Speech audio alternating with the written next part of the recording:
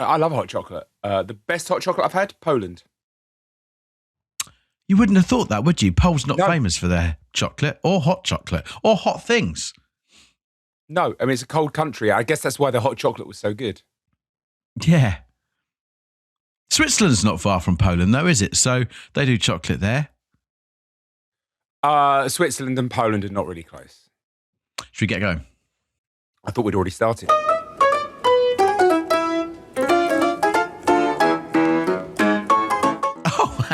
Hello and welcome to another episode of Mildly Informed. You may or may not have heard us talk about the proximity of Poland to Switzerland and how good hot chocolate is. That just depends on how our producer has put this episode out. Speaking of him, Chris Skinner, how are you? No edits from me whatsoever, Richie, and I am very well, thank you very much. What is that T-shirt you're wearing? This T-shirt is a golfing T-shirt. It is a Adidas and Disney collaboration golf shirt with Mickey Mouse swinging a golf club. That's exactly what I thought it was. Is it really? Yeah. I thought, why has he got Mickey Mouse swinging a golf club? Well, there you go. That's exactly what it is. And was that a gift? No, I bought it. You bought it for yourself? Yeah. I bought it when I played a round of golf on the Disney Championship golf course in Florida last year. Right. Okay. Makes perfect sense now. You didn't buy it to go down the municipal course in Ware or something? No. Possibly when I played my finest ever round of golf. But that's by the by. It's not what anyone's here to hear today, is it? How's life, Rich? Life is good. Got a lot to talk about. I've got to be straight up with you. This is probably one of my least prepped regarding authority with what I'm saying, but I really want to talk about what I'm talking about. Before we crack on with that, if anyone joined us for last week's episode, we talked a lot about the Night of the Seven Kingdoms. And the online debate around our respective reviews has raged across the week. I was a fan. I think you thought it was the biggest pile of horseshit you'd seen in a while. Did Correct. You watch episode 2? No. Ah. But I'm still of the mind that because for some strange reason I respect your opinion, I'm of the mind that I should probably go back and watch episode 1 again and give it another go. So passionate was your defense of it last week. Because I thought to myself, maybe I watched it on a bad day. Maybe. And if you haven't heard last week's episode, please do join in and throw ire on Richie or I after it. The online debate continued then over the last week. If you were to surmise 50-50, who's with who? Oh, the vast majority agree with me. Do they really? Yeah. For the reasons that I gave as well. Fair enough. Well, I'm not used to people agreeing with me, and why should they start? Me right neither, now? to be honest. I think both you and I are outsiders when it comes to popular opinion. So, wear it lightly. We're only here to mildly inform. It says it on the tin. And remember that at all times. What are you going to start by mildly informing us about this week, Rich? Crufts. Crufts is on in the UK right now. If you've lived under a rock for the whole of your life, you may not know that Crufts is the world's #1 dog show, run by the Kennel Club. It happens once a year in Birmingham. 18,000 dogs across the world all meet up at the NEC over 4 days for various different breeds and classes of dog shows. And of course, it all culminates at the end of the Sunday with Best in Class. The best dog of all of the different classes. And you get like the dog of the year. It's incredible. I love watching Crufts when it's on television. I feel even more invested now that I'm the guardian of the second dog in my lifetime. But Chris, I think one of the things, as over the last week I've been reading up on Crufts and looking forward to this weekend, one of the things about it that I really wanted to mildly inform people with today is the thing that makes it, in my opinion, so good. And that is the reward, the culmination of what happens should you be the person that wins Crufts. So let's go back a few steps first of all. To enter your dog into Crufts, you have to have been the winner of various different Kennel Club ratified competitions across the year. Have come first or second or third in any of these various different categories. Makes perfect sense. And Crufts is kind of like the World Cup of all of those regional heats across the world, across the UK. And that's where you turn up and decide the best of the best. So there's an incredible amount of love and care that has gone into the dog from the owner, from the breeder, before it even gets to Crufts. If you know that you're going to show your dog at Crufts, you're probably then going to put even more time and effort into that show when it comes around to it. Do you know what you win for all of the effort that you've put into caring for your dog should you win Crufts? Should you be the best overall? Okay, there's two ways you can look at that. One, you can look at major international televised competition with 18,000 competitors, multiple sponsorships. You've got to assume it's a really large amount. And then you have to factor in the fact that you've asked me this question, which therefore makes me assume it's not A, it's B. So I'm going to guess it's a rosette. It's not far off. You've definitely gone the right way. But that, for me, is what makes Crufts so great. If you win the overall Crufts, you're the best dog, the best in class, however they term it, what you win is two things. First of all, you win an absolutely incredible trophy. An incredible trophy. A trophy that is bigger and more ornate than some trophies that are won by football teams for winning some of the most prestigious and famous competitions in the world of football. Yeah. It looks like the FA Cup.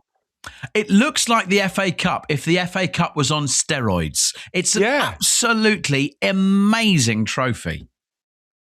If you're watching on the YouTube, it's just popped up. That's beautiful. So you win that first of all, but the other thing that you win is £200. That's it. That is it. You win that massive trophy for a year and £200. And do you know what? That's what I love about Crufts, because it goes back to why would you have a dog? It's just for love. They bring so much more of a tie to your life. There is so much more worry and money in that you have to spend in your life. I had to drop 260 quid this week on vet's fees just because Eddie ate a chewing gum.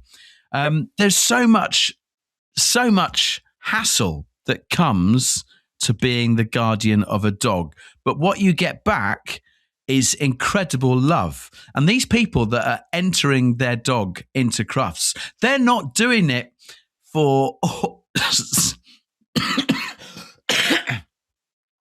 They're not doing it for an incredible cash fee. They're doing it for £200 and an amazing trophy for 1 year. And I love that. I get the point, but £200 isn't even going to cover a couple of nights in a pet-friendly hotel in Birmingham. To enter this, you are so out of pocket. £200 doesn't cover the vet's fee for the chewing gum that Eddie won, that Eddie ate this week. All right, I'm not even entering him this year. Now, last year's best dog was 4 years old. Now, my dog Eddie is 18 weeks old at the moment. So it says to me that the path to victory starts now. So am I going to show Eddie and enter him into Crufts in years to come? Yes. Am I doing it for the trophy? Yes. Am I doing it for the £200? No. Am I right that there are multiple different types of prize at Crufts? And there's the one that I'm most closely associated with it, which is like the doggy assault course. But isn't there also prizes just for looking nice and standing in a beauty parade? That's also a thing, right? Yes. And that really is what is judged for the overall prize right at the end of it. Really? So you've Not got the assault course? Yeah.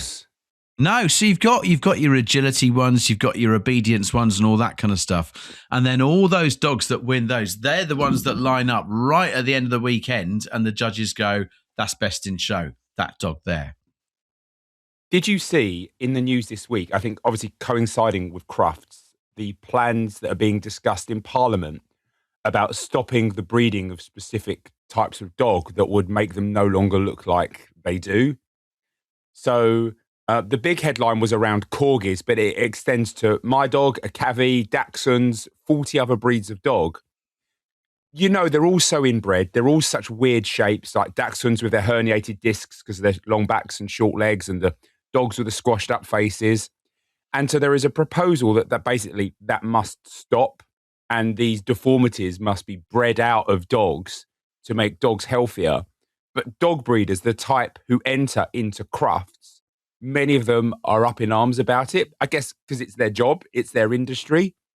That's, I can imagine like Crufts looking a bit different in 5 years' time if all dogs just look like mongrels, which personally I would prefer. As much as I've said everything that I've said about Crufts, I'd actually, of course, there's not many times that I'd say this these days. I'd be siding with the government on this. Like, anything that is going to stop these new breeds of dogs that might look freaky and nice, but are actually going to result in an unhealthy dog. That's got to be a good thing. Stopping that. Yeah. And there's enough traditional breeds of dog to still keep Crufts going. I didn't know that they'd had that hoo-ha this week. And yeah, I'm on board with that. I think that's why the assault course becomes all the more important to me. Stop making it a beauty competition and actually make it more about who can run through the hoops and jump over the fences. And I, as the owner of a golden retriever, say there's room for both, because I'd say my boy could do well on the agility, but he could look absolutely gorgeous and classically retriever-like without having to be genetically engineered. So what are you reviewing here, Rich? I am reviewing Crufts and the concept of being the absolute best in class for something, but being rewarded with only £200, but a massive fuck-off trophy. Crufts gets 4 stars. 4 stars. Very good. Very, very impressive. Well done, Crufts. Is it on the telly this weekend? Can I watch it? It is on the telly this weekend. I don't know what channel. It used to be Channel 4. I will start there. That's exactly where I would have started as well. Chris, inform me. What's been going on in your week? Lovely spring week this week, Richie. Couple of days, Beautiful. got up to 16, 17 degrees in London, and I really enjoyed it. And I was mindful of the fact that every day from March to October, I put on SPF moisturiser. You know, I've got pale skin, it's quite vulnerable to the sun, and I realised, you know, early March, first week in March, I was like, I need to get my SPF on again. I need to, you know, right through March through to October, need to protect myself. And went online, saw the products that I liked using last year, saw an excellent price, but only in one store, which was the Morrison's store via Amazon. And it was like, great, I can do that. And I ordered 2 tubs. I actually tried to order 3, but it limited me to 2. And I was like, that's fine. I can cope with 2. And I've got Amazon Prime, so I thought, right, I can just check out now and get this. However, no, it turns out if you use Morrison's via Amazon Prime, you've got to spend 40 quid to get your free delivery. Right. And I was like, well, you know what? A supermarket shop, which we've ordered to be delivered, isn't going to arrive for a couple of days. So what I will do is I'll order some basic essentials that I need to tide us over for the next couple of days. So I added bananas, yogurt, milk. I got a 4-pack of beer. And then Cow powder. Well, I don't need any of that. And then I was like, I've run out of things I need. And I'm only at 20 quid in. So I then added Trip elderflower and mint CBD infused sparkling water. Sure, why not? I added Sunpat Max Protein Dark Roast Peanut Butter because I've not tried that before. Sure, why not?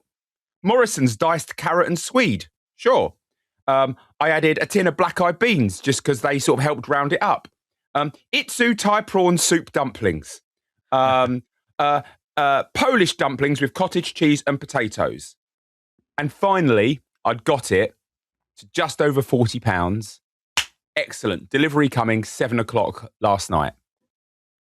An hour before the shop's due to arrive, I get a text from them saying, 2 items cannot be delivered. No, Please review. No. And lo and behold, it was the 2 tubs of the SPF moisturizer that I now have basically wasted my money. And it's, do you want them? And I was like, it offered me a replacement, a really mad niacinamide serum. Like I'm sure it has value, but it's not, it hasn't got SPF. It doesn't protect me from the sun. No. So I rejected it. And then I was like, now it's taken me under the 40. I then had that anxiety for an hour or so whilst I waited for the shop to arrive. Is it now going to charge me the postage for this, for a bunch of stuff I don't want? And the shop finally arrives and the guy's very polite. And of course, it's not his fault. And I take the shopping off him and I say, thank you very much. And I open up the shopping and the receipt's there. And I've only been charged £26. That's great. But they have still, regardless, delivered these 2 replacement tubs of niacinamide, whatever it is. So I've got £26 worth of stuff I don't want, another £15 of stuff that I also don't want and said I didn't want quite explicitly. I haven't got what I asked for. And all this comes from the world's most successful company. If Amazon are just giving away all this stuff and they are making billions, trillions of pounds, what is happening? What is happening? And where is my SPF sun cream, Rich? Can I make some observations? Please. I think, first of all, this isn't on Amazon. I think this is, you've referred to this issue being the fault or not fault. You're attributing it to the world's most successful company.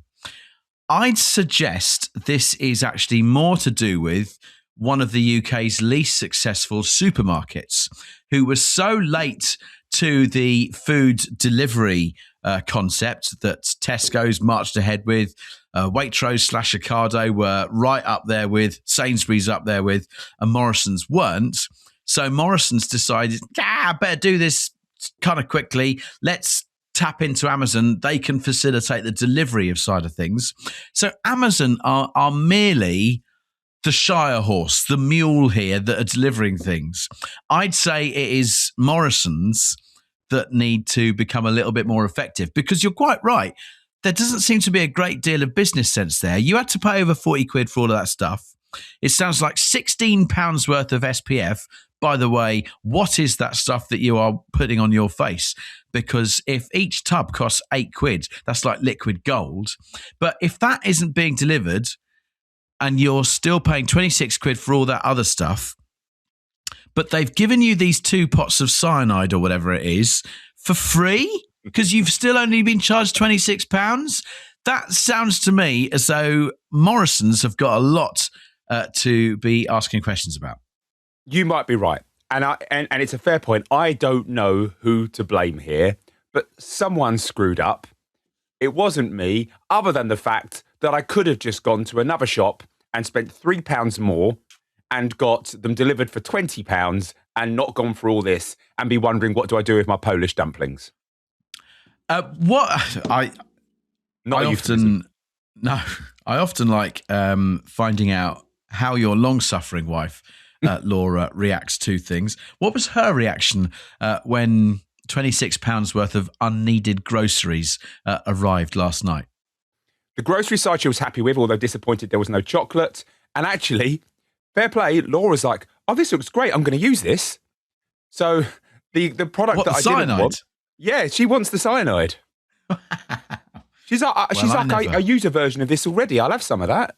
So everyone's a winner, bar you. Except me, who's now just going to burn in March. What are you reviewing? I am reviewing the Morrison's Amazon delivery service. Therefore, I'm coupling them together, so I'm not singling an individual one of these out. And I am giving them a 1-star review. It would be 0. It would be 0 if I had a 0-star graphic. But I'm also giving the 1 because at least they gave me some random free stuff that my wife wants. This isn't a trial, but just being sat here listening to the evidence that you've given, I find a 1-star review is quite harsh here because you've been given some free stuff and they also let you know, we don't have the thing that you wanted. I stand by my review. And if you want to review their service next week because you've used them, feel free to do so. Well, maybe I will, because I want to talk about something next after we've heard from some of our sponsors, and I could order it from them, and I'll see how it goes. Silly bang.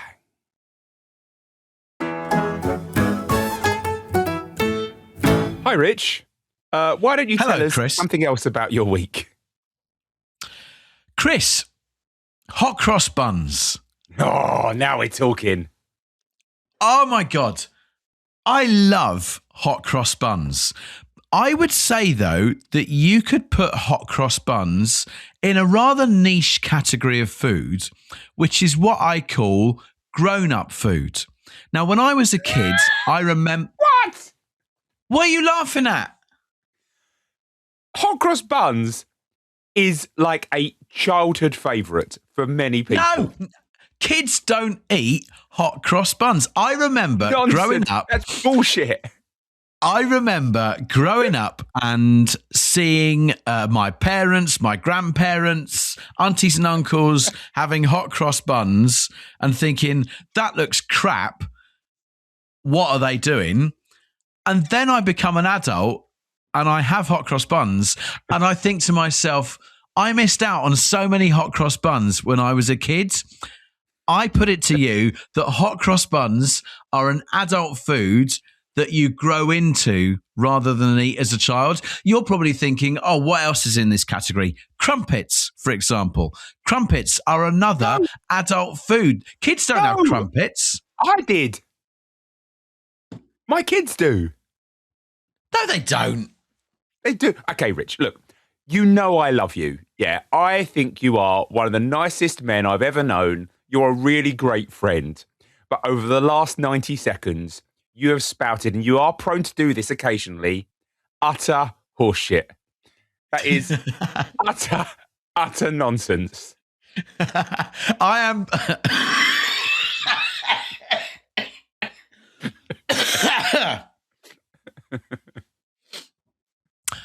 As I've shown last week with my comments about A Night of Seven Kingdoms, I am a man who has a U-turn in me.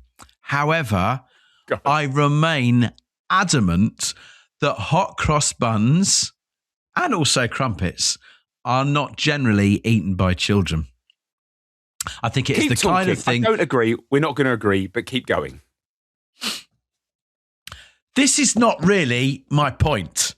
I wanted to award 5 stars to hot cross buns. We're in...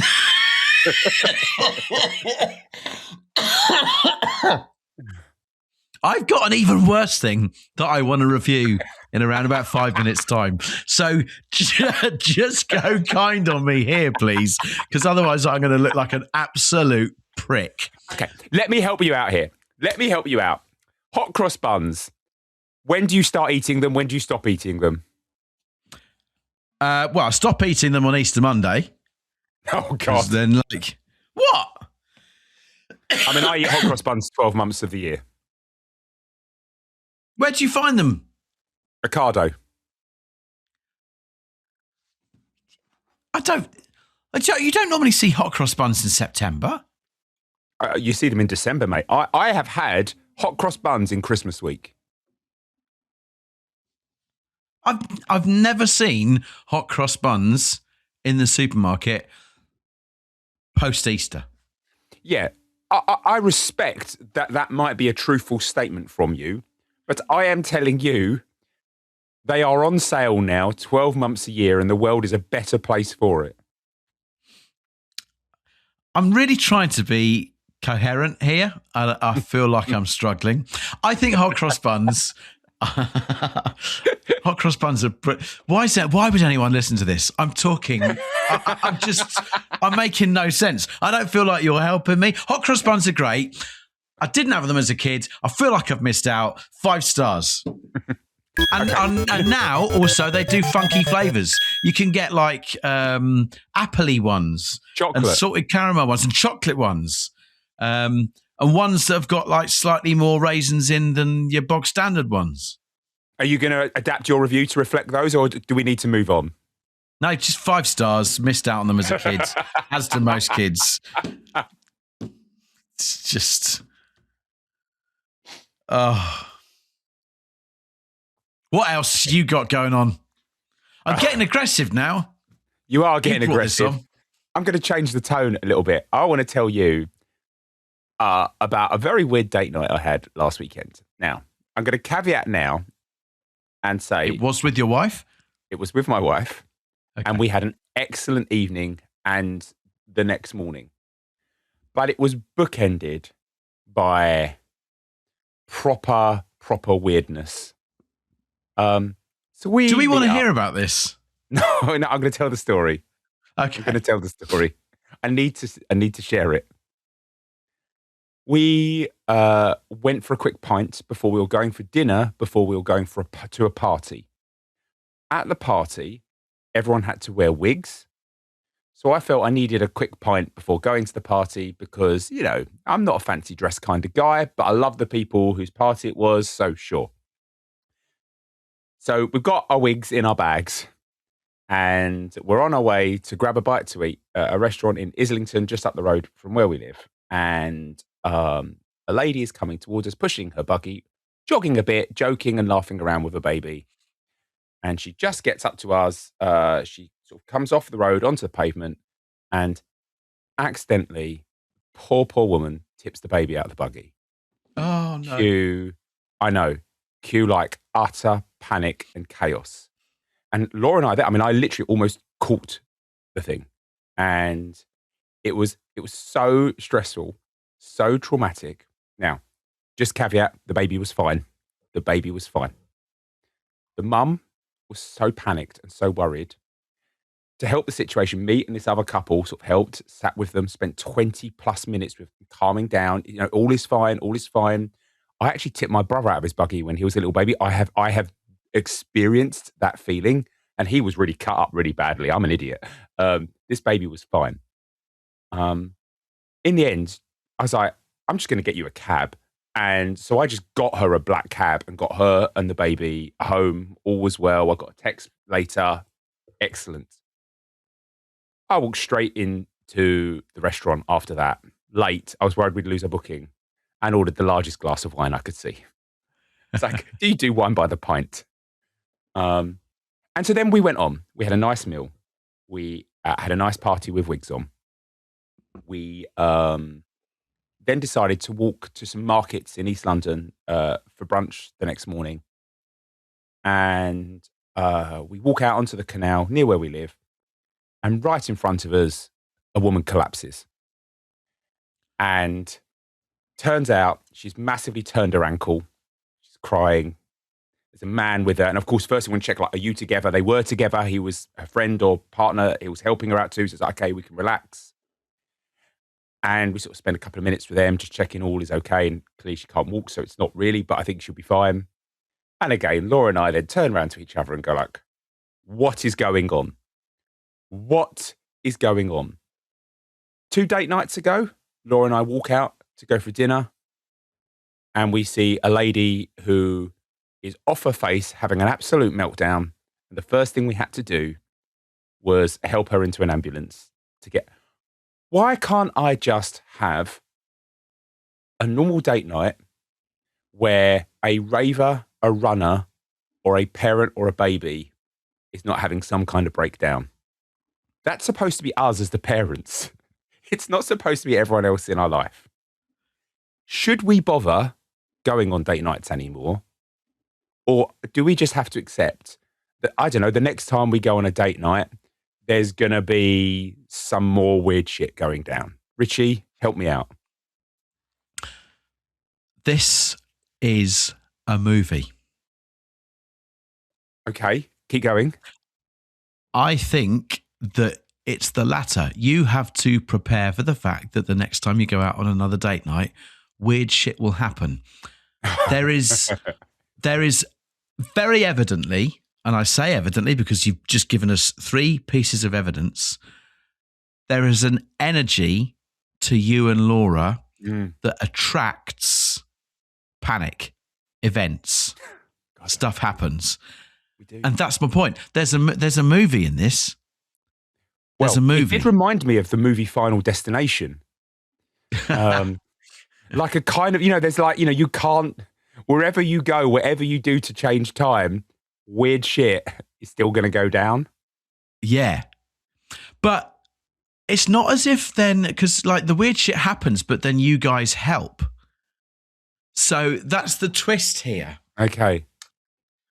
Are you saying we should walk away and not help to break it? No. I reckon the movie would be The Hackney Samaritans. That's Who would play me? Will Ferrell would play you. God. And I've got to cast your wife now.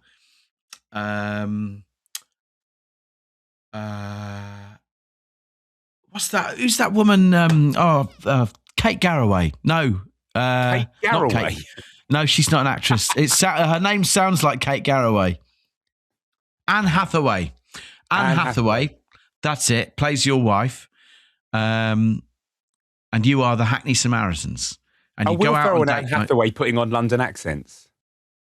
Yes, they are. But there's got to be some kind of payoff. There's got to be a point to it. Does something then go wrong for us and all of those people who we helped out come together and then help us? That's it. Yes. That's what happens. Okay. What do you reckon? Yeah. So I'm in a conflicted position here where I'm going to give date nights, I hope Laura will probably hear this, 3 stars. 5 stars for the date, 1 star for everything else. And then averaged out 3 stars. There you go. Let her know that Anne Hathaway has been cast as Laura, and let me know how that goes down. That was a masterstroke from you. I'm absolutely going to tell her that. Rich, let's do a quick ad break, and then I need to hear this bullshit that you're going to spout after it. Let's do it.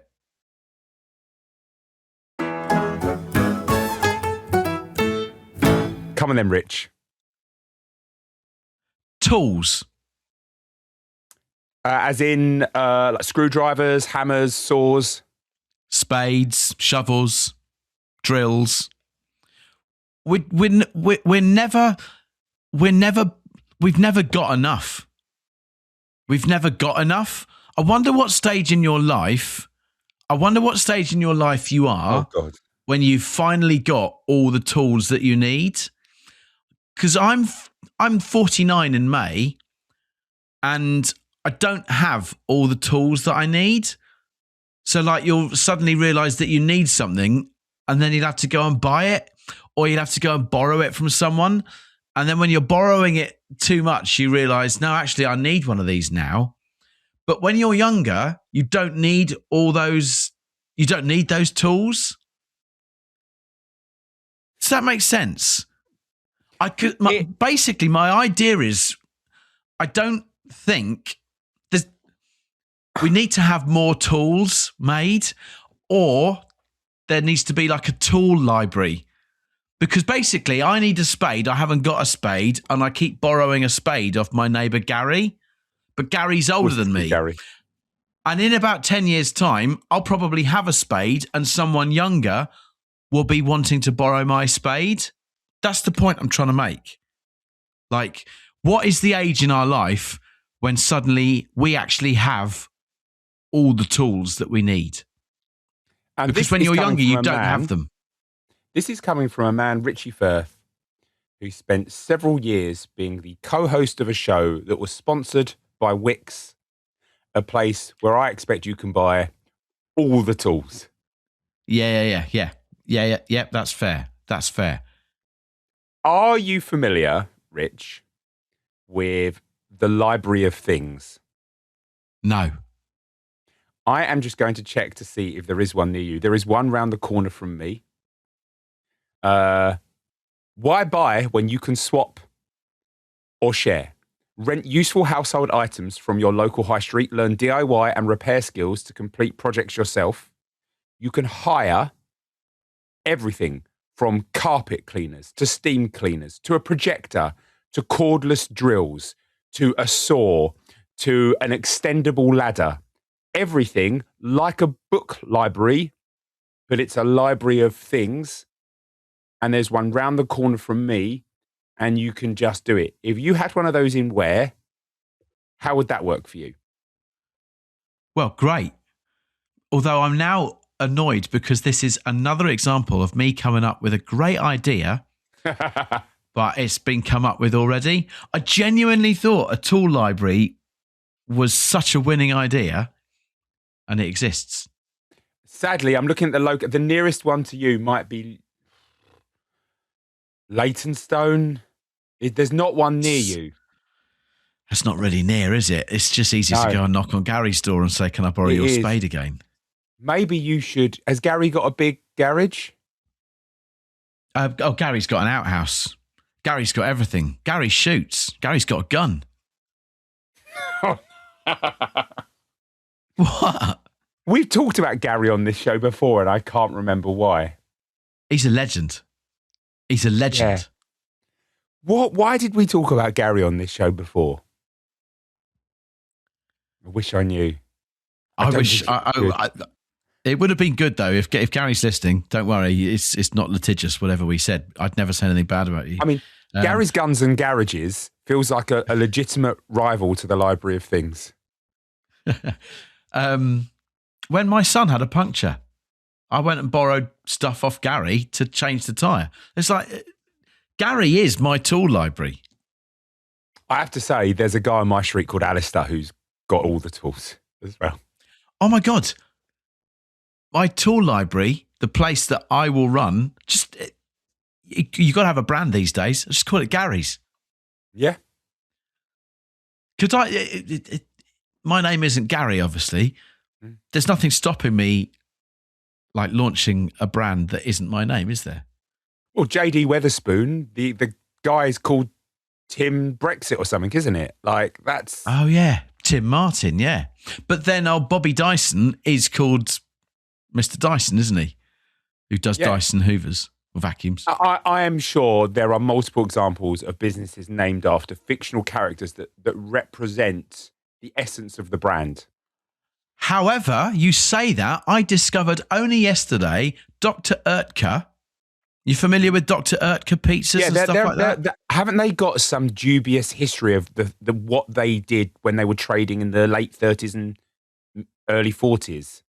I don't think so. No, I looked him up yesterday, and Dr. Oetker was a doctor in 1860 who came up with some new type of baking powder that meant that things could be preserved, and from that come all his Dr. Oetker pizzas and stuff. Dr. Oetker, the German food giant, had deep ties to the Nazi regime with leadership that was ideologically aligned with Adolf Hitler. Okay. Probably a good time to end this episode. I'm giving tools 3 stars because we never have enough of them. In the Patreon show, I'm going to review gym classes, and now I'm going to shut up and get out of this now. Yeah. I've got a feeling that if you've listened to this so far, this is the free episode because obviously you're not Patreons. I wouldn't have wanted to pay for any of this.